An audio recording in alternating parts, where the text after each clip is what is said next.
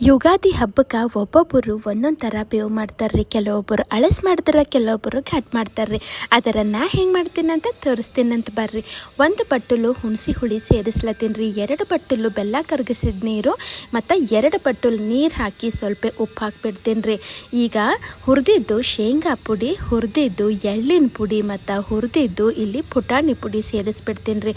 ಹಾಗೆ ಇಲ್ಲಿ ಗಸಗಸಿ ಮತ್ತು ದಪ್ಪನ ಸೋಂಪು ಇರ್ತಾವಲ್ಲ ರೀ, ಅವಕ್ಕೆ ಪುಡಿ ಮಾಡಿ ಇಟ್ಟಿನಿ ರೀ. ಹಾಗೆ ಒಂದು 4 ಇಲಾಚಿ ಸಕ್ಕರೆ ಹಾಕಿ ಕುಟ್ಟಿ ಇಟ್ಟಿನ್ರಿ. ಇವೆಲ್ಲ ಇದ್ರಾಗ ಸೇರಿಸ್ಬಿಡ್ತೀನಂತ್ರಿ. ಈಗ ಈ ಬೇವಿಂದು ಹೂವುಗಳು ಅಂದ್ರೆ ಏನ್ರಿ, ಈ ಬೆಳ್ಳಗಿರ್ತಾವಲ್ಲ ಅವು ಸಪ್ರೇಟ್ ಮಾಡಿಕೊಂಡು ಇದ್ರಾಗ ಹಾಕ್ಬಿಡ್ತೀನಂತ್ರಿ.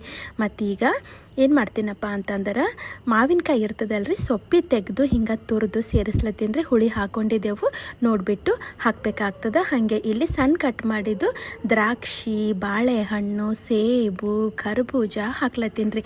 ನಿಮಗೆ ಮತ್ತೆ ಅವರ ಹಣ್ಣು ಇಷ್ಟ ಇದ್ರೆ ಅವನು ಸೇರಿಸ್ಕೋಬಹುದು ರೀ. ಹಾಗೆ ಇಲ್ಲಿ ಒಣ ಕೊಬ್ಬರಿ ತುರಿದು ಸೇರಿಸ್ಲತ್ತೀನಿ ರೀ. ಇಷ್ಟ ಇದ್ರೆ ಒಂದಿಷ್ಟು ಡ್ರೈ ಫ್ರೂಟ್ಸ್ನು ಹಾಕೋರಿ, ಮಸ್ತ್ ಟೇಸ್ಟ್ ಬರ್ತದೆ. ಕೊನೆಗೆ ಒಂದಿಷ್ಟು ಐಸ್ ಕ್ಯೂಬ್ಸ್ ಹಾಕ್ತೀನಿ ರೀ. ಇಲ್ಲಾಂದ್ರೆ ತಣ್ಣೀರಾಗೆ ಮಾಡ್ಕೊಂಡಿರಂದ್ರೇನು ಹಾಕೋದಿಲ್ಲಿ ಬೇಕಾಗಲ್ಲ. ಫ್ರಿಜ್ಜಿನಾಗಿಟ್ಟು 2 ದಿವಸ ತನೂ ಇದು ಕುಡಿಬೋದು ರೀ. ನಿಮಗಿನ್ನ ಗಟ್ಟಿ ಬೇಕಂದ್ರೆ ಸ್ವಲ್ಪ ಪುಡಿಗಳು ಜಾಸ್ತಿ ಹಾಕೋರಿ. ಮತ್ತು ರೀ, ವಿಡಿಯೋ ಇಷ್ಟ ಆಗಿತ್ತಂದ್ರೆ ಸಬ್ಸ್ಕ್ರೈಬ್ ಮಾಡೋದು ಮಾತ್ರ ಮರಿಬೇಡ್ರಿ.